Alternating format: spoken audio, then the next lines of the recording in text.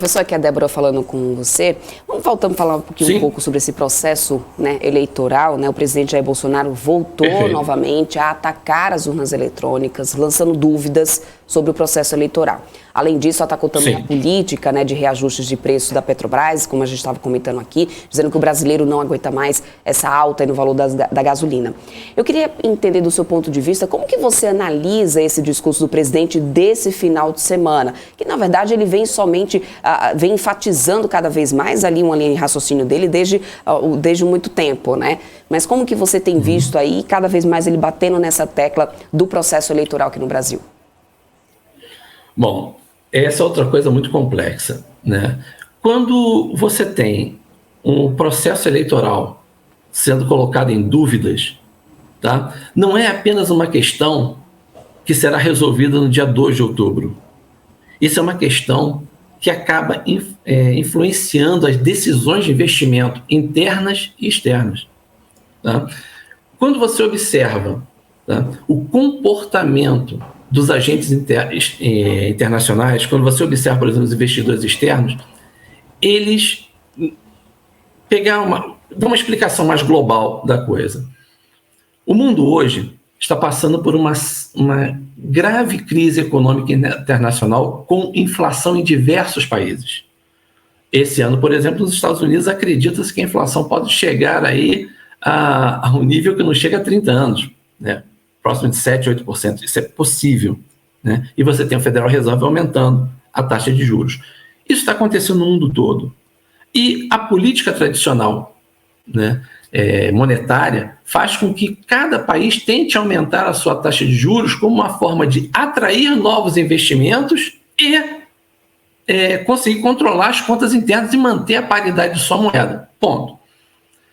Existe uma grande nuvem de recursos que fica girando ao redor do planeta, tá? Chovendo um pouquinho, onde esses investidores acreditam ser mais seguro.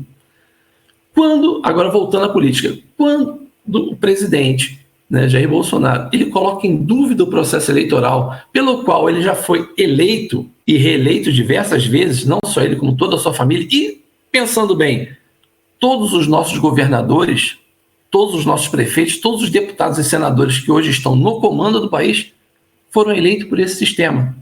Colocar em dúvida esse sistema é colocar em dúvida, inclusive, a eleição dos pares do presidente.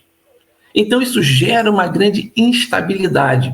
E aí, essa nuvem de capitais que está ao redor do mundo procurando oportunidades, num período tão conturbado, começa a observar, bom, o Brasil é um país que tem um juros real elevadíssimo.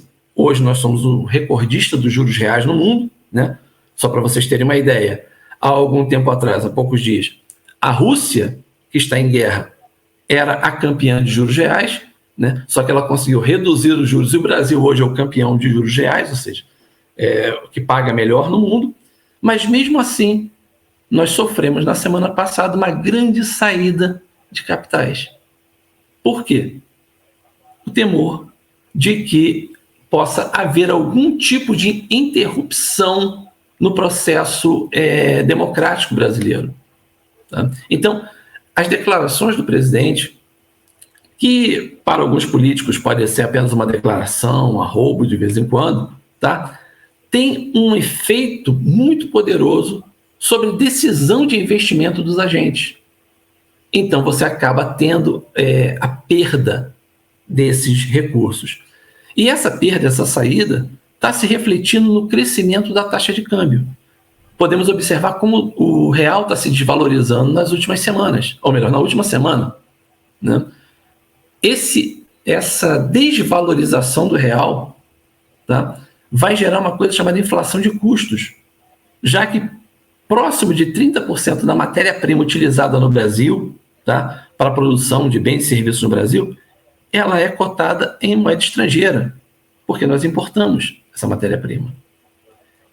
Isso vai, inclusive, atrapalhar o próprio presidente na sua eleição, né, na sua tentativa de reeleição. Por que isso? Por que é importante observar esse ponto? Toda tentativa de reeleição de um presidente da República é fundamentalmente uma eleição plebiscitária. Por que plebiscitária? A população vai observar, olha, eu continuo com ele, eu gostei desse período, desses 4 anos que passaram. Nesses 4 anos, a minha situação econômica melhorou ou piorou? Então a população ela observa isso. E é justamente nessa comparação que nós vamos ter a ênfase da eleição esse ano, entendeu? Aonde o Lula, né, que já teve um certo sucesso, teve sucesso ao longo do seu governo em termos econômicos, principalmente por questões externas, né? O Lula pegou um período muito bom para o Brasil, principalmente de commodities e tudo mais, né? Ele tenta varrer ali o período da Dilma para o lado, né? Que foi um período muito ruim, mas ele vai jogar isso, ele vai querer comparar o período dele, dos 8 anos de governo, com o período de 4 anos de Jair Bolsonaro. Então, o que vai acontecer é que a instabilidade gerada pelo próprio presidente, tá, em termos de duvidar do processo eleitoral, vai agir contra ele mesmo, porque vai gerar questões econômicas mais graves, a população vai sentir, entendeu? E pela teoria, que a gente brinca, a teoria da racionalidade, né, eleitoral, qual é a pergunta que a população faz, que o eleitor faz? Estamos melhor hoje ou estávamos melhor antes? E na hora de decidir o voto, é isso que o eleitor, em tese, ou grande parte dos eleitores que tem esse pensamento mais racional, tende a fazer.